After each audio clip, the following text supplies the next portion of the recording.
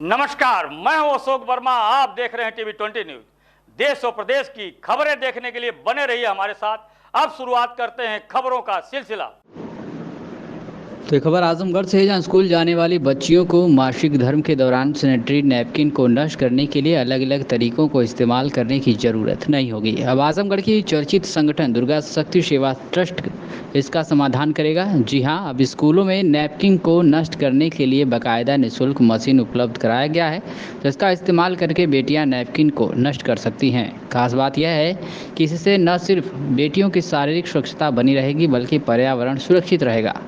बता दें कि आजमगढ़ की चर्चित संगठन दुर्गा शक्ति सेवा ट्रस्ट की अध्यक्ष पूजा सिंह द्वारा निरंतर जिले में सामाजिक कार्यों में हिस्सा लेती हैं और समाज के उत्थान के लिए एक से बढ़कर एक पहल करती रहती हैं। इसी कड़ी में आज संगठन के अध्यक्ष पूजा सिंह ने जिले के प्रतिष्ठित गायनो डॉक्टर विपिन यादव के नेतृत्व में शहर से सटे प्रतिभा निकेतन इंटर कॉलेज में सैनिटरी नैपकिन इंसिनरेटर मशीन लगाया है।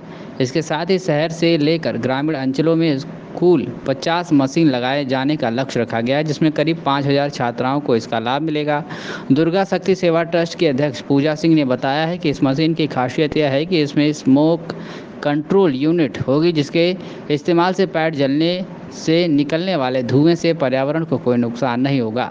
वहीं बतौर मुख्य अतिथि प्रतिष्ठित गायनो डॉक्टर विपिन यादव ने कहा कि इस मुहिम से स्कूल में पढ़ रही छात्राओं को निःशुल्क सुविधा देना है, जिससे कि उनको विषम परिस्थितियों में भी इसका लाभ मिल सके। वहीं हुनर संस्थान के सचिव सुनील विश्वकर्मा का कहना है कि जहां स्वच्छता है वहीं स्वास्थ्य है। हमारा पूरा प्रयास है कि जनपद की सभी मातृशक्ति स्वस्थ रहें, जिसको ध्यान में रखते हुए यह मुहिम चलाया जा रहा है। मीडिया से बातचीत करते हुए क्या कुछ कहा इस पूरे मामले में प्रीति श्रीवास्तव ने, आप सुनिए। Preeti Srivastava from Pratibha Niketan school coordinator of this.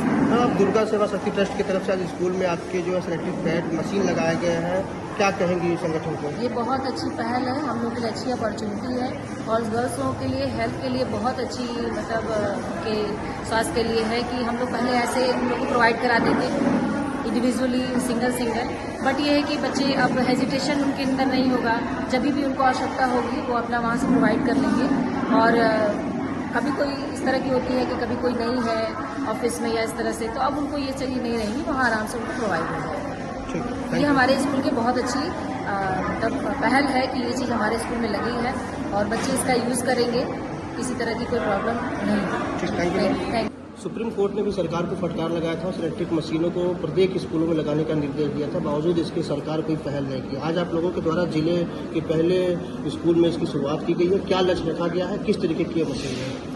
आज हम दुर्गा शक्ति सेवा ट्रस्ट की तरफ से हम सारी महिलाएं जो हमारी टीम की मेंबर हैं और साथ हमारे डॉक्टर विपिन यादव शहर की वरिष्ठ गायनी, हम लोग जिले की प्रतिभा निकेतन विद्यालय में ये सैनिटरी पैड की मशीन लगवा रहे हैं, जो हमारी संस्था की तरफ से शहर में की गई पहली पहल है। और हम लोग सिर्फ इस मशीन को लगवाएंगे नहीं, इसकी हमेशा इसका निरीक्षण करेंगे, देखेंगे और हमेशा समय समय पर जैसे इसमें पैड की आवश्यकता होगी वो जब तक ये मशीन रहेगी विद्यालय में मतलब हमेशा रहेगी। और ये फ्री पैड्स की सप्लाई हम लोग करते रहेंगे। इसमें जिसको भी अपना सहयोग देना हो फ्री पैड्स की सप्लाई में, मशीन तो हम लोगों ने लगवा ली है, वो आगे आके दे सकता है। और सबसे पहला इस मशीन को लगवाने का उद्देश्य लड़कियों का स्कूल में इस चीज़ को लेके हमेशा एक दूसरे से कहना और शर्मिंदगी महसूस करना और गलत चीज़ों को यूज़ करना और इसके लिए हमेशा परेशान रहना, जिस परेशानी को झेलते लड़कियां बहुत परेशान हो जाती थी। तो इन चीज़ों को देखते हम लोग ये मशीन लगवा रहे हैं, जो कि उनको भविष्य में कैंसर के लिए भी प्रोटेक्ट करेगा।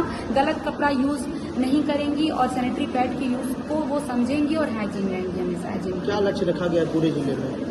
पूरे जिले में लगभग हमारा लक्ष्य है कि लोगों के सहयोग से 50 से 55 तक, जैसे जैसे हमको इसका लाभ मिलता जाएगा, हम 50 से 55 मशीन तक सिर्फ आजमगढ़ जिले में ही नहीं, आजमगढ़ के और भी इंटीरियर एरिया में जहां पे लोग नहीं पहुंच पाते इन सुविधाओं को देने के लिए हम इन मशीनों को लगवाएंगे। मैडम, आपके पिताजी इस हॉस्पिटल में भर्ती हैं और आप समाज सेवा कर रही हैं।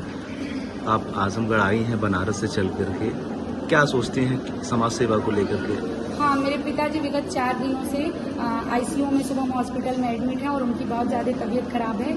बट मेरे पिताजी ने अपना 24 वर्ष का स्वर्णिम जीवन भारत की सेवा में दिया। मेरे पिताजी आर्मी से रिटायर्ड हैं और मुझे गर्व है कि मैं मेजर नरेंद्र सिंह गौतम की लड़की हूं और उन्होंने ही ये बताया था कि हम पहले भारत के नागरिक हैं, फिर किसी परिवार के सदस्य हैं। तो पिताजी मेरे परिवार के सदस्य हैं, उनको तो देखना हमारे लिए जरूरी है, पर भारत देश को भी देखना और समाज की भी सुरक्षा करना हमारे लिए जरूरी है। तो उन्हीं से इंस्पायर्ड होके मैं उनको वहाँ पे सब कुछ ट्रीटमेंट देते हुए मैं थोड़ा सा समय निकाल के आई हूँ कि उनके साथ साथ देश के भी भविष्य की जिम्मेदारी हमारी बनती है।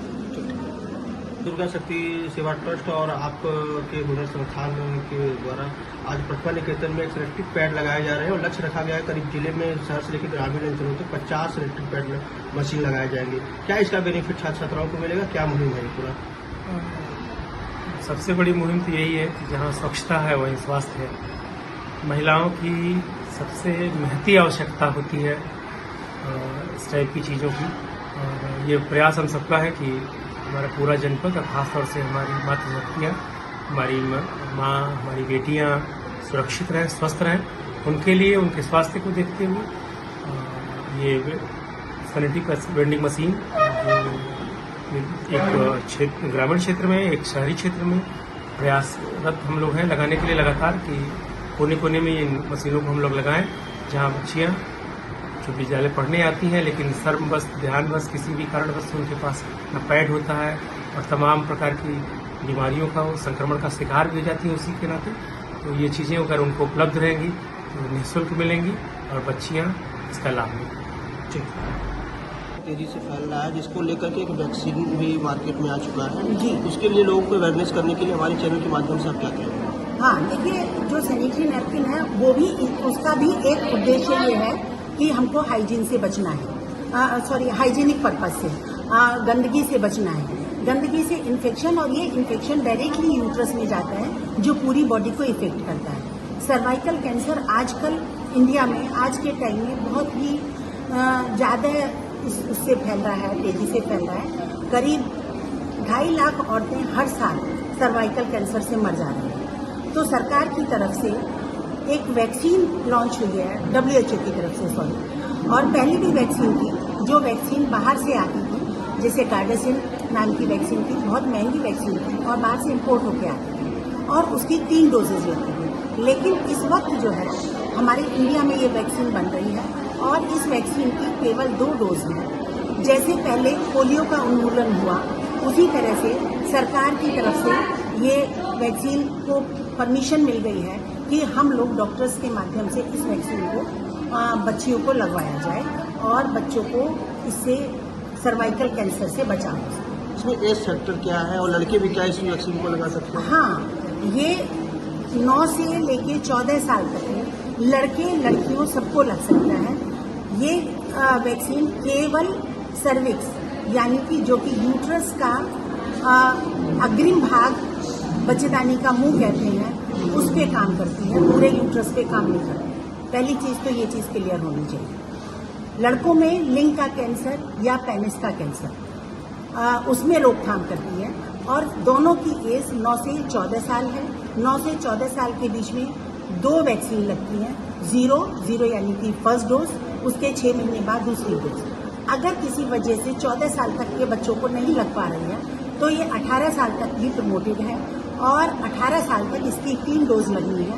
पहली डोज इज द 0 डोज, उसके बाद 2 महीने बाद दूसरी डोज और 6 महीने बाद तीसरी डोज, और इससे 98% तक क्योर है। उसके बाद भी इसको लगा सकते हैं।